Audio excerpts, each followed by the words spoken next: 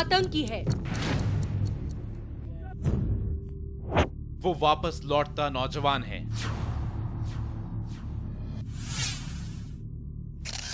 वो कश्मीरी नागरिक है। वो हिजबुल मुजाहिदीन का सदस्य है।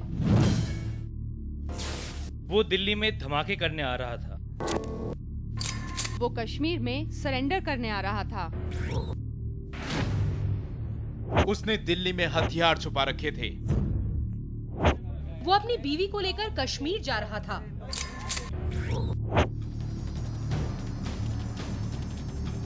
दिल्ली से लेकर श्रीनगर तक आरोप प्रत्यारोपों से घिरी ये कहानी शुरू होती है बुधवार 20 मार्च से, जब दिल्ली पुलिस ने गोरखपुर में एक शख्स को गिरफ्तार किया। सैयद लियाकत शाह के पकड़ते ही दिल्ली पुलिस ने दावा किया कि उसको पकड़ने का पूरा ऑपरेशन दिल्ली पुलिस का था। यहां तक कि पुलिस ने यह भी दावा किया कि उसके भारत आने की जानकारी दिल्ली पुलिस ने ही जुटाई थी और उसे पकड़ने के लिए नेपाल बॉर्डर पर 3 टीमें भेजी गई थीं। इसके बाद से टीवी चैनलों पर और अगले दिन अखबारों में चल पड़ी खबर। लियाकत शाह के मामले के बाद दिल्ली पुलिस का कहना है कि वो आतंकी है जिसने दिल्ली में धमाके की साजिश करने को समर्पण किया रहा था। पुलिस के मुताबिक ये शख्स और इसके साथी दिल्ली में फिदाइन हमले करने के लिए आ रहे थे। लियाकत को दिल्ली पहुंचकर एक गेस्ट हाउस से गोला बारूद और हथियार लेने थे। पुलिस का दावा है कि उसकी निशानदेही पर ही जामा मस्जिद के इस गेस्ट हाउस से एक AK-56, 2 मैगजीन और 30 गोलियां बरामद की गई और साथ ही 3 हैंड ग्रेनेड तक मिले हैं।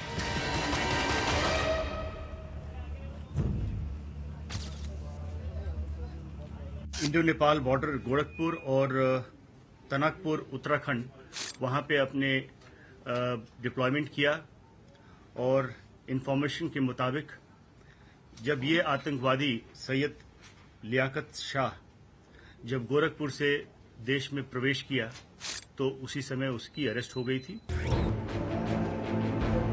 इसके फौरन बाद दिल्ली पुलिस ने जामा मस्जिद इलाके के गेस्ट हाउस से हथियार और गोला बारूद लेकर आए शख्स का CCTV फुटेज जारी कर दिया। इस शख्स ने टोपी पहन रखी है, जिससे लग रहा है कि वो CCTV से बचने की कोशिश कर रहा है। पुलिस का दावा है कि ये शख्स 20 और 21 मार्च को हथियारों से भरे 2 बैग लेकर आया। पुलिस ने होटल के स्टाफ से पूछताछ के बाद इस संदिग्ध का स्केच भी जारी कर दिया। पुलिस का दावा है कि ये शख्स हिजबुल मुजाहिदीन के लोकल मॉड्यूल का एक हिस्सा है। इन सब के बीच किसी ने लियाकत शाह को सुनने की कोशिश नहीं की, जो शायद ये कह रहा था कि वो किसी धमाके के लिए नहीं आया है।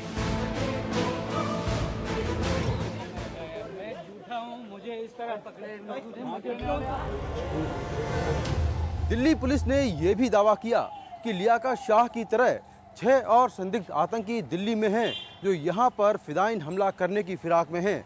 लेकिन हैरानी की बात यह है कि उनमें से किसी भी आतंकी का पुलिस सुराग तक नहीं तलाश पाई है। लेकिन एक तरफ दिल्ली पुलिस ये कहानी सुना रही थी और दूसरी तरफ जम्मू कश्मीर में लियाकत शाह के हक में बयान आने शुरू हो गए थे। ये साफ हो रहा था कि दिल्ली पुलिस की कहानी में कई चीजें छूटी हुई हैं। सबसे अहम बात यह है कि लियाकत शाह नेपाल से अकेले नहीं आ रहा था। उसकी बीवी अख्तर निसा भी उसके साथ आ रही थी। उसका दावा है कि उसका शौहर सुधर चुका है और वो जम्मू कश्मीर पुलिस की जानकारी में ही वापस लौट रहा था। वो अपनी बेटी के साथ कुपवाड़ा पहुंची और उसने पुलिस को बताया कि 2 परिवार पाकिस्तान से भारत लौट रहे थे। 19 मार्च को उन्हें नेपाल सीमा पर रोककर एक होटल में रखा गया। महिलाओं को जाने की इजाजत मिल गई, लेकिन लियाकत को रोक लिया गया। लियाकत के परिवार ने वतन वापसी के लिए 5 फरवरी 2011 को अर्जी दी थी। उनके साथ रहती ना, मैं अगर साथ नहीं होती तो मैं कहती यहाँ क्या पता उनके पास सामान होता। और जहाज में सामान आने देते हैं किसी को? वो 2 जहाज में बैठ कर आए, वो ये सालिश बनाई है उन्होंने। ये झूठ है, सब झूठ है। तो वैसे ही हो, दिल्ली में हम लोग गए ही नहीं, हमसे तो इधर से आए। जम्मू कश्मीर की पुलिस ने भी यही दावा किया कि दिल्ली पुलिस ने ऐसे शख्स को पकड़ा है जो समर्पण करने के लिए आ रहा था।